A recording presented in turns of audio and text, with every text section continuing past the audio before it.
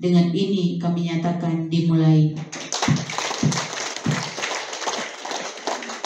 Sangat berharap Allah memberikan kemudahan, kelancaran dan ridhonya sehingga kita bisa melaksanakan kegiatan ini dengan penuh makna Bapak Ibu. Demikian, mohon maaf kalau yang tidak berkenan. Terima kasih untuk semua jasa baik Bapak Ibu. Hanya Allah yang akan membalas semua kebaikan-kebaikannya. Wabillahi taufiq wal hidayah. Assalamualaikum warahmatullahi